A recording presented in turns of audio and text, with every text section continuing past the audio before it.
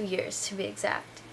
And I was actually thinking of filming some sort of update video, but I feel like I don't really owe anyone an explanation because everything I've been through is pretty personal, and that isn't something I want to display over the internet because people can be quite mean and judgmental.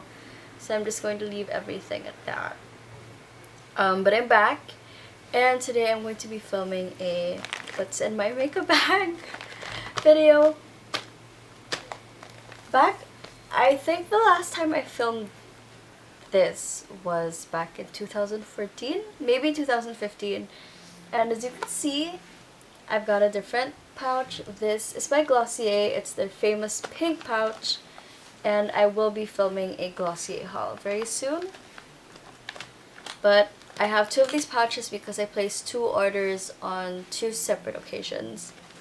But I really love this pouch because a lot of stuff fits in here, as you can see. And it's supposedly TSA approved, and I love that it's padded inside, so you can see like those little bubbles. I'm going to be starting out at random and picking whatever I see out and then giving a short description. You know the drill. But out of everything inside, this is the only product that doesn't fit. It is the NYC Smooth Skin Loose Face Powder. And I've got it in the shade 7418 Translucent. No, I used to be a huge fan of the Rimmel London Stay Matte Pressed Powder in the shade 01 Transparent. But throughout, I don't know, for some weird reason, my skin went from being combination oily to normal combination. And given that my skin is a lot drier than it used to be, the product would cling on to the dry patches on like my forehead, my nose, and then my cheeks, and that was never cute. So I decided to stop using it and switch on over to this one because it sets makeup really nicely and it is so finely milled that it blends into the skin really well. So that's why I've been using it. Next up, I've got 2 brow products. Both are from ColourPop. I've got a few ColourPop products. I will be filming a haul soon as well. This is the Precision Brow Pencil in the shade Black and Brown. It comes with product on one end and then the spoolie on the other, which is always convenient. And to set my brows, I have been using this Brow Boss gel, and it only comes in clear. It's pretty similar to the Glossier Boy Brow, but I like it because it dries pretty fast and it doesn't make your brows feel crunchy. This, on the other hand, I'm not such a huge fan of. I find that the product comes off so fast, which is really frustrating. Other than that, it's pretty good for the price, and if you don't have that issue, then I suggest getting this. I've got 2 ColourPop highlighters. This one is Stole the Show and the other one is called Wisp. This one is that beautiful white gold type of color. If you've got fair skin, I highly recommend because it's so pretty and pigmented. But if you want something a bit more in the wearable side, I would suggest going with Wisp, which is this pink champagne shade, and it's kind of similar to Becca's Champagne Pop, which is a cult favorite. Everyone seems to love it, but I find that this works just as well. The thing about the ColourPop Super Shock Cheek highlighters is that they go from a cream to powder formula. So when you touch it, it feels just like a cream and then applies onto the face like any other powder product would, which is really nice. This retails for about $8, so if you are a fan of the Becca highlighters, I suggest getting these because they are a fraction of the price and work just as nicely. The pop product I've got in my makeup bag is the Super Shock Shadow in the shade Sidekick, and it is this pretty orange tone. with gold and red flecks. I used to be so against having bright colors on my face because, I don't know, I felt like some sort of cartoon, but I find that this is a great conversation starter, and a lot of people seem to compliment me whenever I wear it. So if you're one of those people that likes wearing neutral makeup, I suggest picking up a bright shade because it's always nice to add a pop of color to your makeup every now and then. The last ColourPop product, and actually no, that is the last ColourPop product. I've got 2 more Glossier products. No, I've got 3 Glossier products in here. So I'm going to start off with those. This is the Stretch Concealer, and I've got it in the shade Light because I'm pale AF.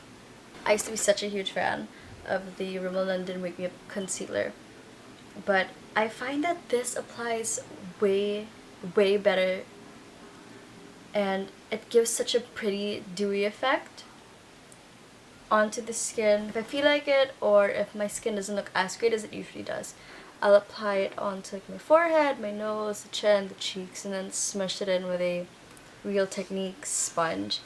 And I find that it gives off a very, very youthful look to the face.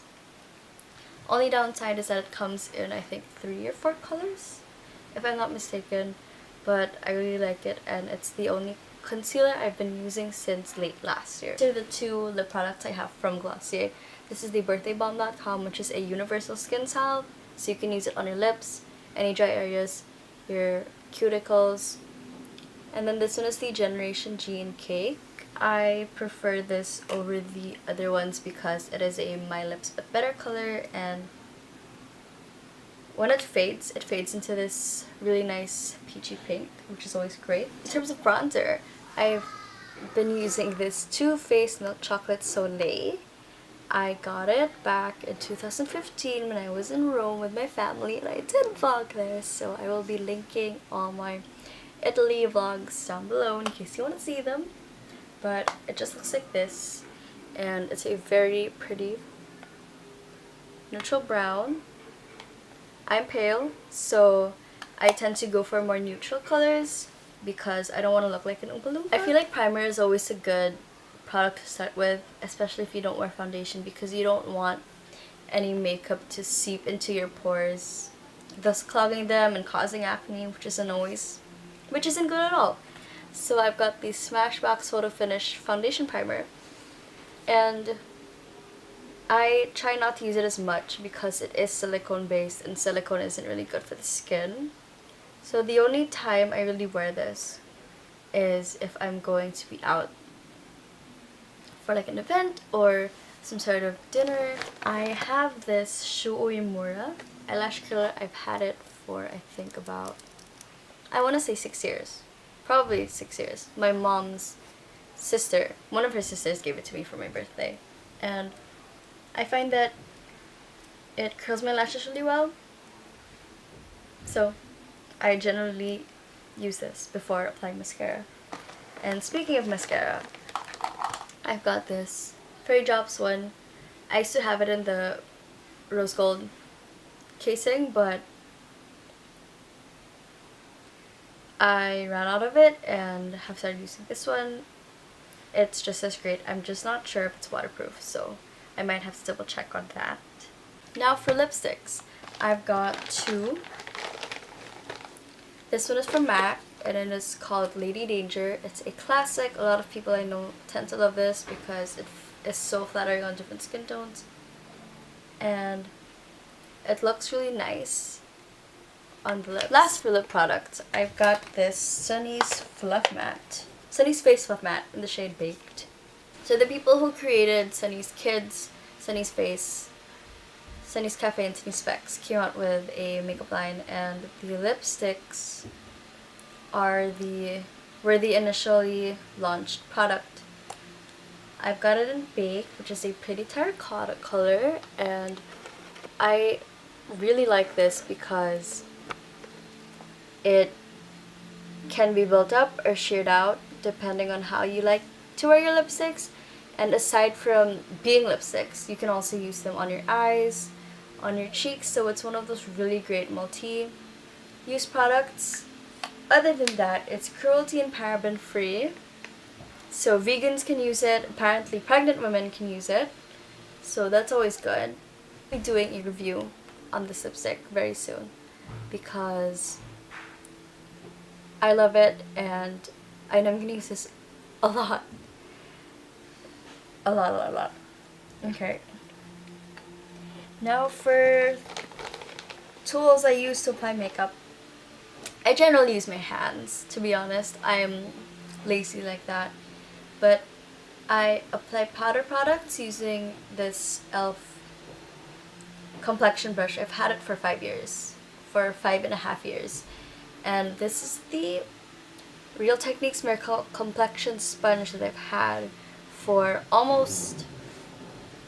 I think I've had this a 1.5 years, and I really like it because it does the job well.